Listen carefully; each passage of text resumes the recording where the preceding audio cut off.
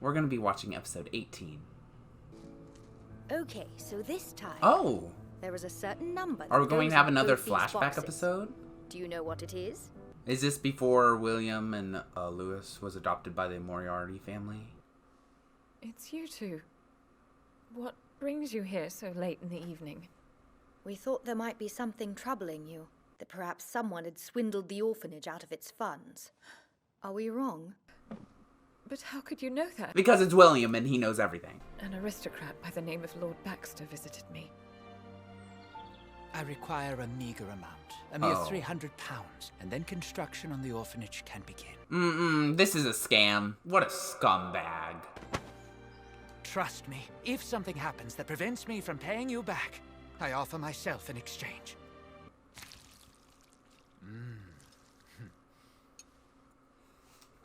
Scumbag.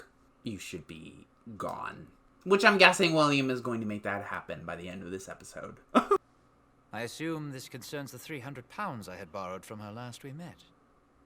Unfortunately, construction of the orphanage has not proceeded. There's also the matter of finding someone to manage the project. So you borrowed the money without even having someone ready? If you do not repay the money immediately, our orphanage will be unable to operate. The importance of the money is not lost on me. However, I cannot return what I do not have. Yeah, he definitely has a luxurious taste. I understand. What if we were to assume your debt with the madam and put up the £300? Whoa. As you can see, we are good for it. They're definitely setting a trap for him. Oh my god! Are you kidding me right Sounds as now? though you could use more. I will personally lend you an additional 300. I hope this will help avoid future delays with construction. Yeah, I have a really bad feeling that he's gonna have a gruesome death. And honestly, I'm okay with that. He doesn't seem the most trustworthy type. And stealing money from orphans? Horrible. Yep. Trash. Absolute garbage. Once again, I have enough to freely amuse myself. The have-nots give what little they possess to the cultured elite. That's the way of the world. Disgusting. Bye! It's been fun knowing you. Not really. Read the contract's last provision. The fine print. On demand, we promise to take £1 of the borrower's flesh if the bonder is unable to pay a debt repayment at the specified date. William, I swear to God, you were a complete menace even as a child. I mean, we knew that. In the very, first arc, he literally murdered an entire family and burned down their house. Like, we've been knowing that. The court will now begin legal proceedings into the matter of the default on the loan agreement arranged by the plaintiff and entered into by the defendant. I'm seeking immediate repayment for the £600 I lent, as designated in the bond and agreed to by the defendant. In regard to my client, Lord Baxter, the man has 0 current assets that can be used to pay off this debt, as seen in the submitted documents. Ooh, this whole situation makes me so frustrated already, even though I know that by the end of it, William will be getting what he wants. Per these records, you currently do not possess any asset holdings. Yet, Mr. Baxter, you reside in a high-class residential area. I'm actually borrowing that estate from a rather good friend of mine. I couldn't sell it. Likely story. I see. We shall move on then. You also operate a trading company, do you not? Whilst the trading company does exist, it's only on paper. And the freighter I had pinned all hopes of seeing us through became shipwrecked. It won't be returning to port. We are insured, and the company's losses will be covered. I mean, he definitely has a good cover-up story, that's for sure. Seems I have no other option. Oh, God. But to give up on being repaid. As such...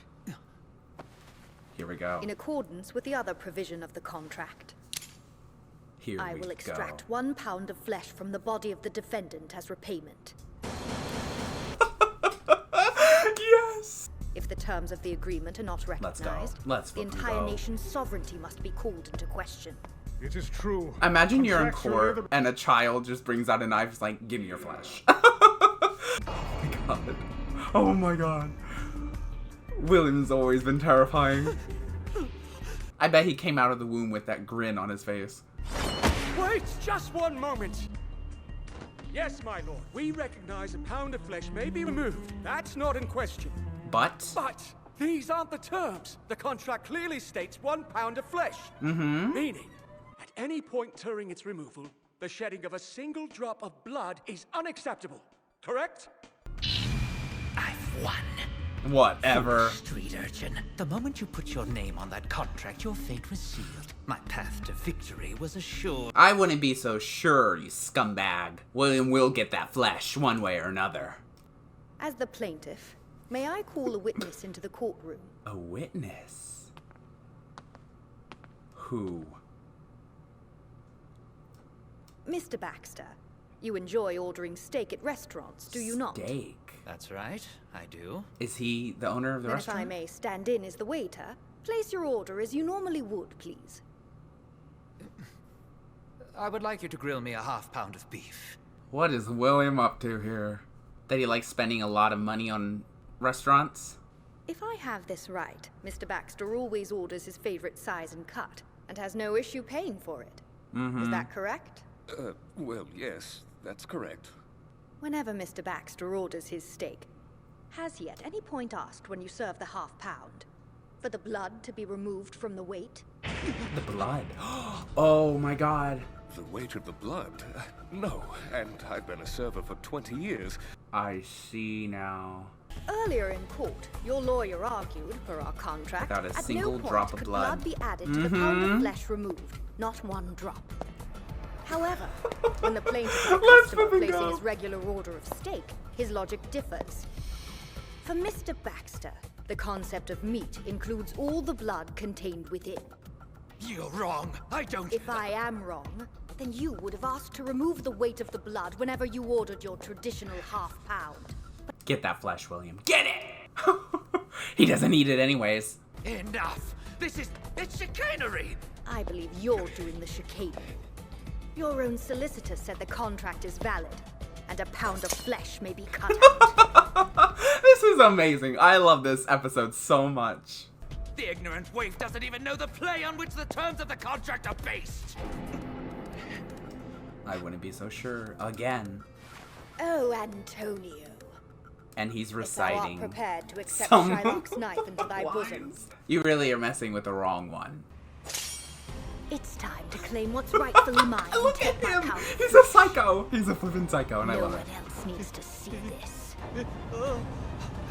Wait, listen to reason. I swear it's a lie. All of it. A lie? The truth is, the title on my house, I transferred it to a friend.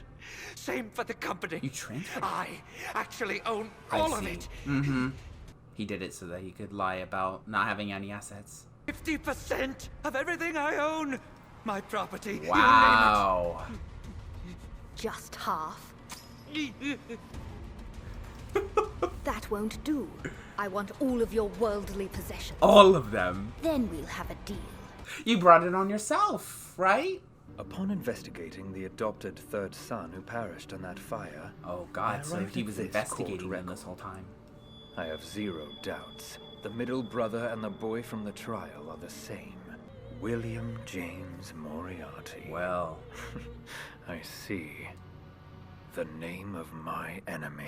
This is gonna be a problem. Oh my god. This is gonna be a real problem. I come bringing news. I went by the courthouse. It seems someone has taken the records you wanted to be discovered. Ooh. The man responsible is the one Charles Augustus Miller. So they're already aware. The man owns several newspapers and advertising Newspapers, firms. of He course. has even been labeled the king of media. Really? Aristocrat, no. That but is nonetheless so a prominent funny. businessman. It's become quite evident that Lord Milverton has chosen to target me. Alright. All I of mean, you should exercise I'm glad that caution they're regarding already aware of this enemy. Eliminate him. Jesus. Oh, okay. I'm here for it. Alright, well, this episode was primarily a setup episode for what is going to be, I'm guessing, our final villain of the series.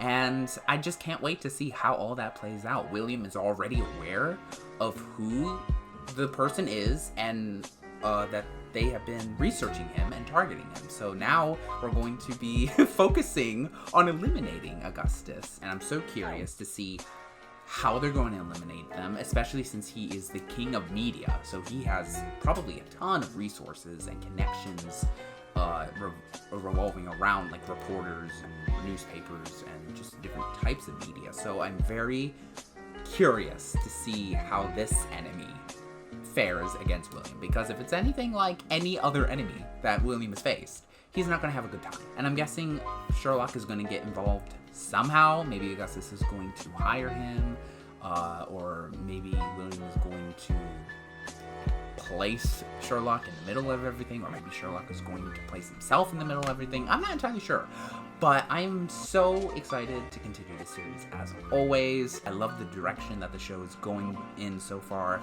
and I just can't wait to see how this series concludes by the end of it. And yeah, if you guys enjoyed this video, please leave a like, please dislike if dislike, and tell me what I can do better. Please don't forget to subscribe and click the notification bell to get notified every single time I make a video. And I wish each and every single one of you a wonderful day, night, evening, afternoon, whatever you prefer. And I'll see you all in the next video.